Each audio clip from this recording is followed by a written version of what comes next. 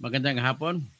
Ang ating pag-usapan sa gayon, kaibigan ko, ay itong si malinis kuno na congressman.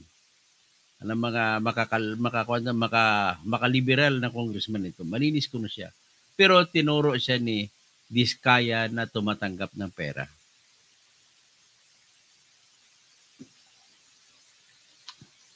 So, ang bad trip pa to si Roman ay tinatingala siya ng tao na wala siyang si Congressman Romulo Roman. Tinitingala siya na wala siyang malinis na congressman. At higit sa lahat, mahihiya naman siya sa kanyang asawa. Ang ganda ng asawa niya na si Shelani Soledad, na girlfriend dati ng dating presidente ng Pilipinas na si Noynoy Aquino. So, mahiya naman doon si Romulo. Bakit ka nadama?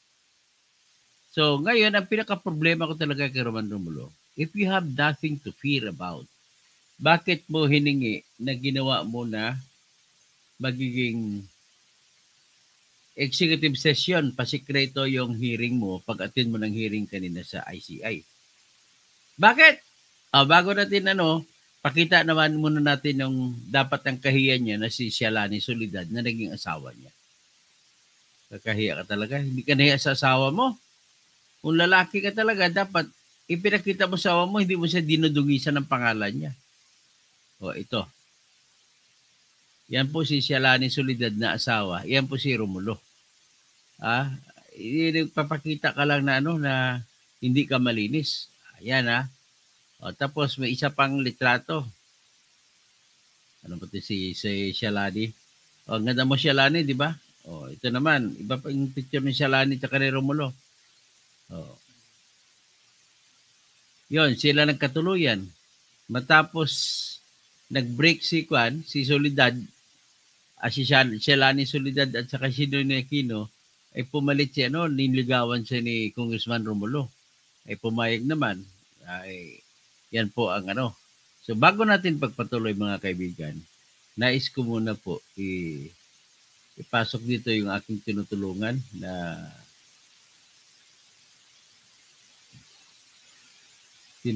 inaanak ko na nagbebenta ng ng kanilang restaurant nila. Ayun. Okay, ko muna. Ipasok ko muna. Yung tinutulungan ko na inaanak ko kasi magsasara na daw sila kung hindi pa rin magaganda ang negosyo nila. At ibigyan natin ng chance. Baka naman may mga subscriber ako dyan sa Paranaque. Sa sukat, kakain muna kayo dyan. Subukan nyo ang kanilang produkto po. So, yan. Yan na. Yan. So, hindi tinanggal ko lang music kasi baka i-copyright strike ako. Yan. Smoked Gigante Ribs. Pinoy style. Yan. May cheesy. Yan po ang kanilang isa sa mga main product nila.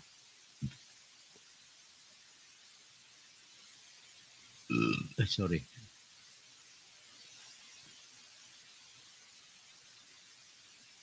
So yan, di ba?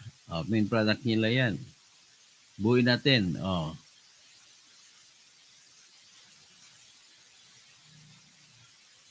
So yan po sa inaanak ko, si Rafael Rusupa at saka si Mary Grace Yap Rusupa.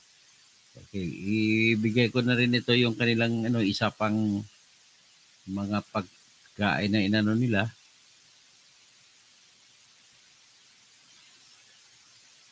Yun po yung kanilang yan. So makita nyo yun ang mga niluluto nila, Yan. Pakita ko lang, nasa inyo lang yan. Kung tutulungan nyo ako, okay lang. Kung hindi, okay lang din. So, ang kanilang restaurant po ay makikita dito sa 8229 or 8227 Dr. Arcadio Santos Avenue sa Sukat, San Isidro, Paranaque. Tapos, pwede kayo tumawag, mag-order sa 0945-591-8688. Yan po. O yan, inano ko na. So hanggang dyan lang muna tayo. Patuloy tayo sa kwento ng buhay ni Representative Roman Romulo. Nakala mo ay malinis. Ngayon, dumalo siya kanina sa hearing ng ICI. Pero bago natin ibigay yung hearing niya sa ICI, ay ipakita ko muna, alalahanin natin muna kung ano nangyari nakalipas, bakit siya nandito. Okay. Tapos, ito po yung sinabi ni Diskaya. Pakita natin. Alam mo, kung ako naman si Romulo, kung wala talaga akong ikakahiya, ay dapat ipa-live stream na. Makita na ng bayan. Pakinggan natin si Curly Diskaya na nagsasabi tungkol kay Roman Romulo. Arrogancia of Quezon Province, Kong Marvin Rillo of Quezon City, Kong Teodoro Haresco of Aklan, Kong Antonieta Yudela of Zamboanga, Sibugay, Kong Dean Asisio of Caloocan, Kong Marivico Pilar of Quezon City. 21. Mayroon ding mga kinatawa ng ilang politiko na nakikipagtagpo sa amin upang manghingi ng porsyento kapalit. Ilagay natin doon muna. Pasahin lang niya so we can Ama sa ganitong Undersecretary of Office of the Presidential Assistant of the Visayas. Ito ay binibigay namin sa kanila. Rodante Marcoleta. Diretso na. Number 15. Sorry po. 16. Paulit-ulit kaming ginamit ng mga nasa pwesto sa sistemang ito. Wala kami magawa dahil kung hindi kami makikisama, gagawa nila ng problema ang project na na-award sa amin sa pamamagitan ng mutual termination o pagkakaroon ng right-of-way problem na parehong nagdudulot ng hindi matuloy ang implementasyon ng mga proyekto. Matapos naming manalo sa mga bidding, may mga opisyal mula sa DPWs ang lumalapit sa amin para humingi at kumuha ng bahagi niya sa halaga ng proyekto. Ang hinihingi nilang porsyento ay hindi bababa sa 10% at umaabot pa sa 25% na naging kondisyon upang hindi maipit ang implementasyon ng kontrata. Ito ay binibigay namin sa kanila ng cash. Ang bawat transaksyon ay may karampatang voucher at ledger na nagsasaad ng mga araw at kung kailan nila ito natanggap. Ilan sa kanila ay sina Terence Calatrava, former Undersecretary of Office of the Presidential Assistant of the Visayas of the Philippines, Kong Roman Romulo of Pasig City. Ayan Kong Roman Romulo of Pasig City. So paano mo depensa nito Kong Roman Romulo? Ito ngayon, pumunta siya sa ICI. Akala ko ba hindi ka takot? Tapos humingi ka na sikreto ang meeting, ang hearing mo. Pakinggan natin, anong mga rason niya? Hindi po ako kumbinsido sa rason niya. Ito po ang rason ni Kong Roman Romulo. Yan. Pakinggan natin. Here can and could be used as evidence by this commission in the pursuit of its functions under Executive Order 94, which includes the use of the recording, transcripts, affidavits, and documents in this hearing as evidence in any court or legal proceeding. Do you consent to the recording? Yes, sir. Do you also consent that we live stream this hearing or subsequently air it on a later date on television and other forms of mass media, including social media, in accordance with the ICI live streaming guidelines? I request that an executive session be conducted. And that Bakit ba executive session? Be released on social media or TV. What are your grounds for requesting for an executive session? Could I ask my lawyer to respond? Yes. For the Grabe. Bakit natatakot? Ano katakutan mo? Kurap talaga to record, what is the name of the good counsel and your position?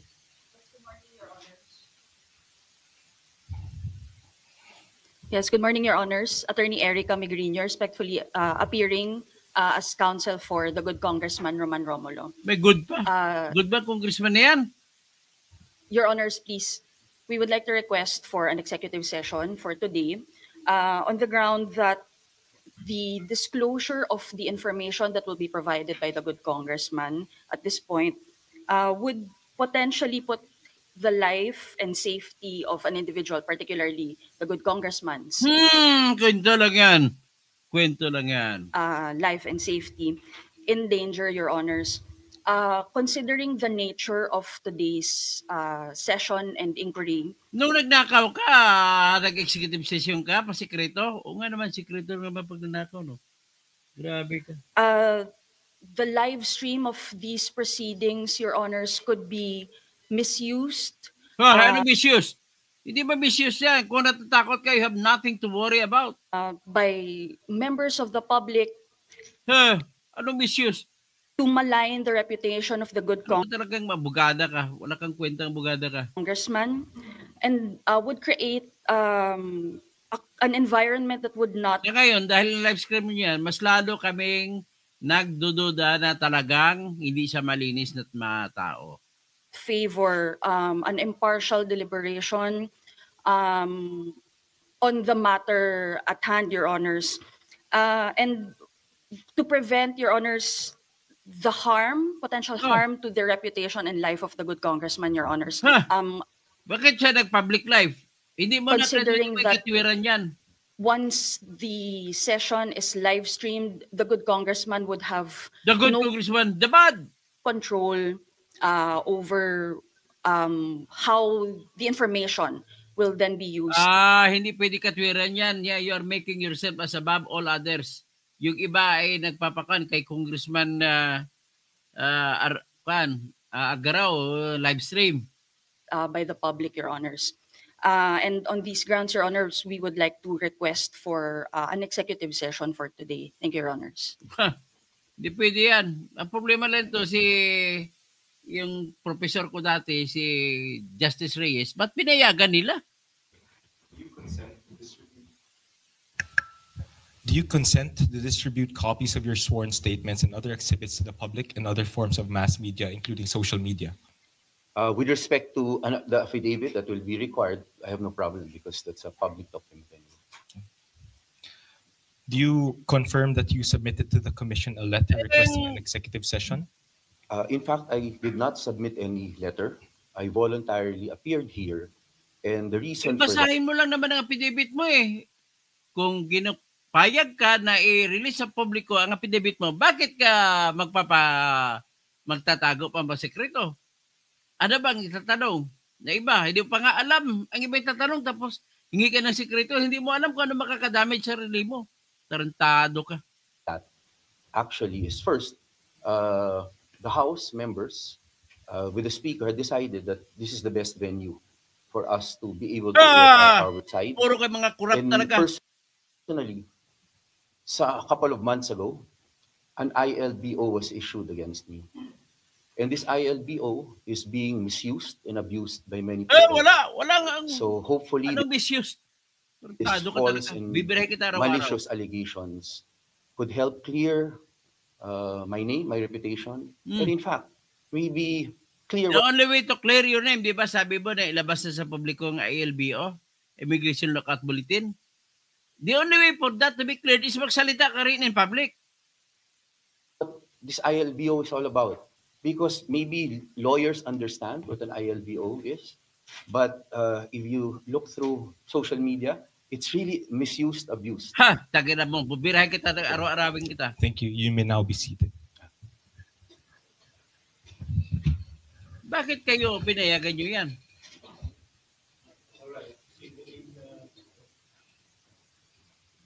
Considering the reason stated by the Honorable Amanti Romulo, Congressman for his district, we will call for a recess.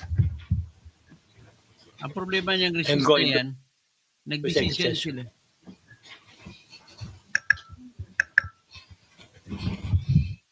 Wala na. Patay na tayo. Ano bang klaseng ito? This is the height of unfairness. This is the height of responsibility. Kung magnakaw kayo, pagkagulan, tapos kung usisain kayo, patago. Anong klase? Ano ba itong ginagawa nyo ICI? Ito. Ito, ang inyong ninong. Kasama ni Kwan. Ipapakita ko yung kasama ni Romulo. Ibig sabihin, kakampi ka talaga ni Romualdez. Nagkukunwari ka lang na dilaw. Yan, ang iyong boss. Ayan, boss mo.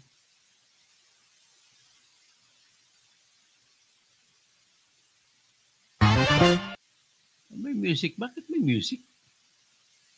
Dapat walang music to. Ayan si Romualdez. Yan, hindi ko lang lagyan ng music. Yang kawatan numero 1 yan. Loving husband, loving father. A father who is greedy makes a son who is also greedy. Flood control, mastermind. Palakpakan lahat kasi binibigyan nyo ng pera lahat ng mga congressmen. Yan ang katarantaduhan mo, Martin. Wala kang kwentang tao. Ito wala rin kwenta yung Pakinggan natin yung dulo na sasabihin ng buong buo ni Diskaya.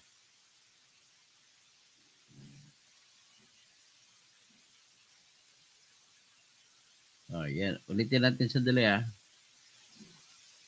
ng DPWH na hawak Dr. Rodante Marcoleta, Diretso na. kumuha ng bahagi niya sa halaga ng proyekto. Kumuha ng bahagi niya sa Undersecretary of Office of the Presidential Assistant of the Visayas of the Philippines, Kong Roman Romulo of Pasig City, Kong Jojo Ang of Uswag Ilonggo Party List, Congressman Patrick Michael Vargas of Quezon City, Kong Juan Carlos Arjo Aitayde of Quezon City, Nicanor Nicky Briones of AGA Party List, Congressman Marcelino Marcy Teodoro of Marikina, Congressman Florida Robes of San Jose del Monte, Bulacan, Congressman Leandro Jesus Madroño of Romblon, Congressman Benjamin Benji Agarao Jr., Congressman Florencio Gabriel Bemnoel of Anwaray Party List, Kong Leo de Ode Tariela of Occidental Mindoro, Congressman Reynan Arrogancia of Quezon Province, Kong Marvin Rillo of Quezon City, Kong Teodoro Haresco of Aklan, Kong Antonieta Yudela of Zamboanga, Sibugay, Kong Dean Asisio of Caloocan, Kong Marivico Pilar of Quezon City. 21. Mayroon ding mga kinatawa ng ilang politiko na nakikipagtagpo sa amin upang manghingi ng porsyento kapalit ng mga porsyento ng mga proyekto.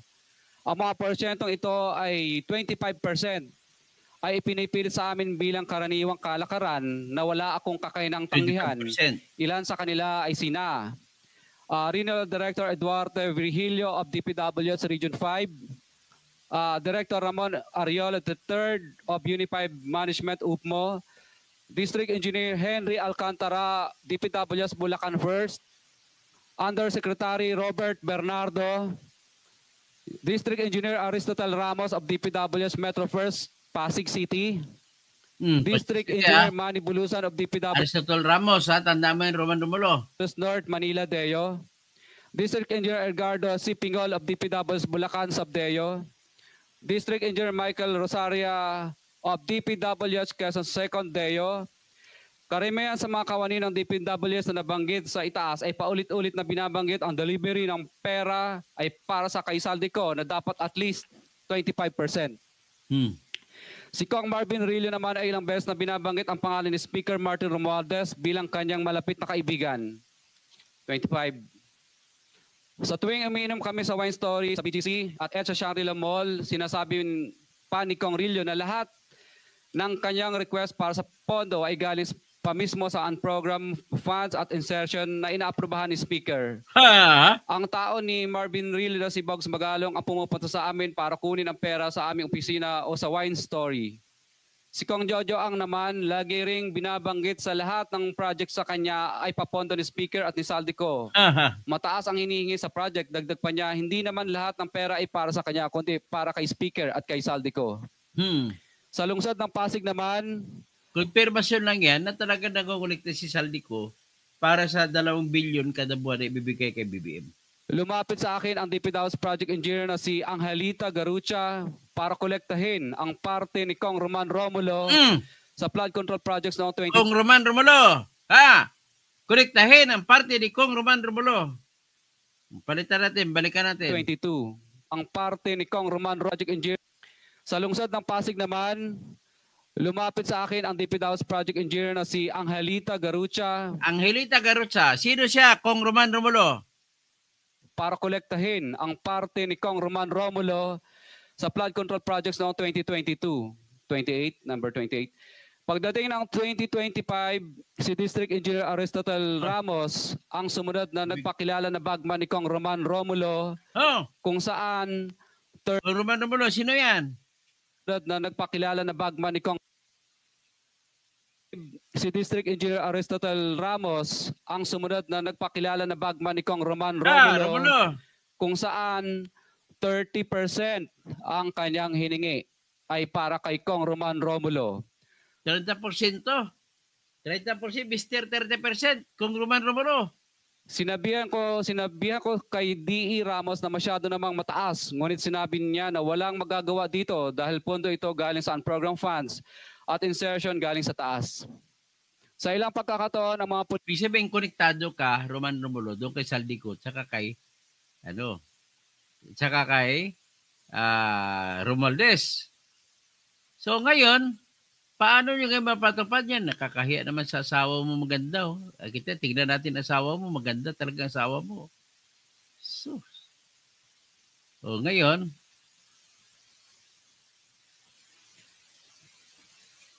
yan. Pakita natin ang asawa ni Romulo na maganda. Ano siya, Lani? Ano masabi mo sa husband mo? Solidad siya, Lani. Ano masabi mo sa husband mo? Pogi man ang husband mo, kawatan naman. Problema. Yan, si Solidad Shalani. Yan. Ay, pogi nga pagwapa, kawatan naman.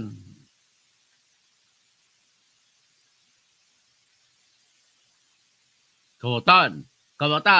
Ingatan ng inyong kawatan. Ito pang isa, maganda din si Shalani. Yan.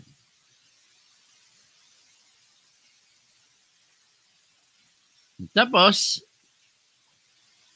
kaya kayo mga kurap kayo na taga Manila, mga taga Luzon, binabanatan nyo si Duterte, si Pulong. Tingnan nyo naman, ikumpara mo ang proyekto diyang Pasig kaysa kay proyekto ni Pulong.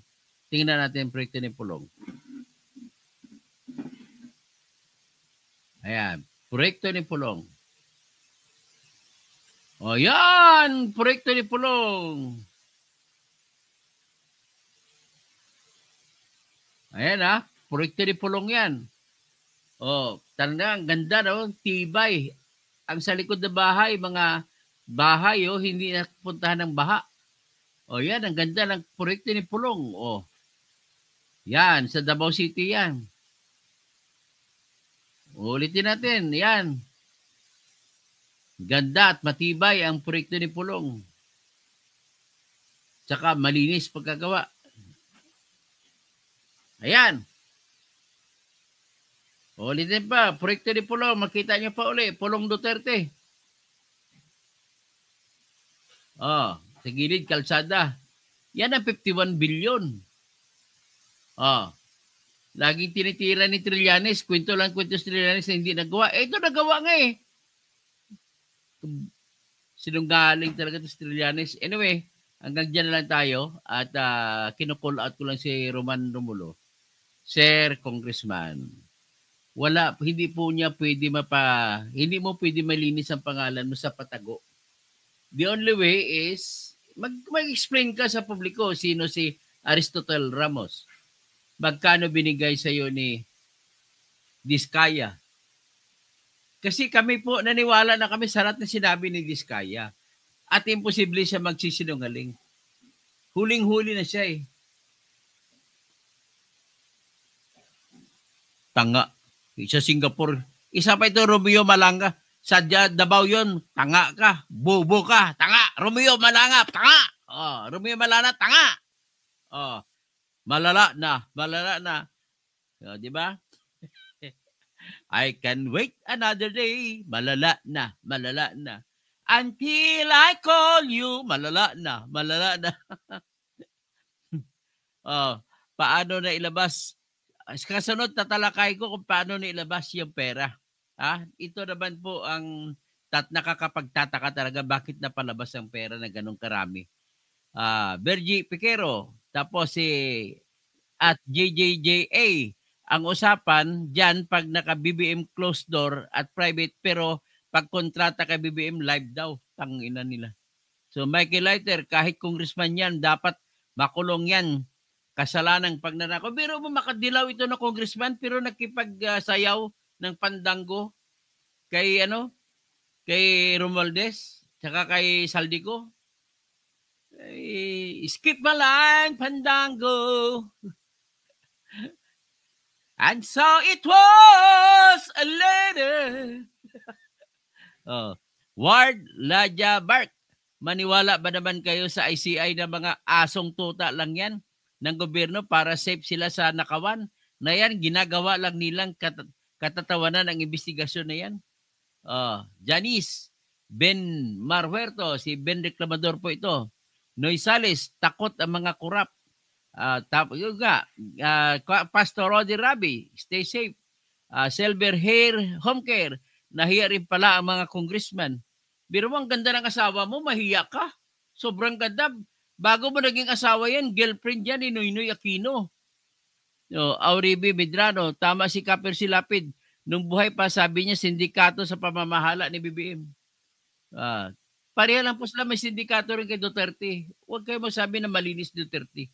Ganon din yung pareha. Pero matindi ang ginawa ni Duterte. Sobra, walang katumbas, walang katulad sa kawatan. Yung anak ko, Maria Lauren Causing Togas, scholar sa Mindanao State University, General Santos City, campus. As dyan lang, sir, ikaw ba yung nakausap ni Senator Marcolita? Minsan hindi ko pa nakausap si Marcolita. Astra Causing, good morning. Good day. Gusto ko sana, pabor ko na, interview ko sana si Marcolita. Nagpapadala na ako ng mensahe na ma-interview ko sa live. Tapos Brutal Canton. Hello Dr. Causing. Kinig lang po. Gidley. Sa Gidley. Okay, salamat po. Tapos si At Aland.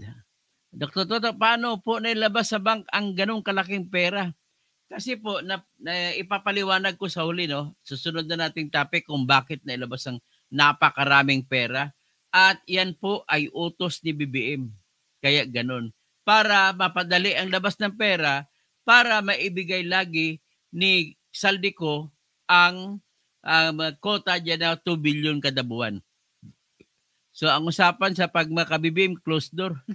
Tingnan natin, abangan natin ang hearing ni Sandro. Grabe to Sandro Okay, hanggang dyan lang muna tayo siguro, no? Si Lee Igot, boto mo, kalbo, boto mo rin. Sino ka ba? No, pakita ka, ugok ka. Kakampi mo, magnanakaw, boto mo rin. Sa boto pala, hindi sa pasensya. Bastos po yung bastos ng salita. Marco Abel, may Marcos naman scammer, Franz Leo scammer. Franz Leo Marcos, scammer din yon. Josla, pero ang alam ko hindi siya kamag-anak ni BBM . Josla, Sir Toto, bang mag-resign na sa ex-Deputy Singson sa ICI? Akala dapat mag-resign na siya kung gano'n lang tinatago nila . Kaya nga kinukall out kong dati kong professor na si Justice Andres B. Reyes Jr. Sir, I am aghast. I am so mad. I am so angry. Why did you agree that Representative Roman Romulo be allowed to be heard secretly? Ayaw ko namin, ayaw ng publiko yan. Professor ko yan, susulatan ko talaga yan. Professor ko sa College of Law sa Mindanao, sa pamantasan ng lungsod na Maynila. Marco Abel, pero Marcos pa rin siya, Franz. Pinsan. Claim lang daw yan. Dinidisoon siya ng mga Marcos. Okay, hanggang dyan lang mo tayo. Paki-share, paki-like, yung mga team replay, paki-skip ng ads. At hanggang dyan lang. At saka, sana marami pang magla-like sa atin at mag-subscribe sa ating channel at saka sa ating Facebook page. At saka siyempre sa aking Twitter page, sa X Files.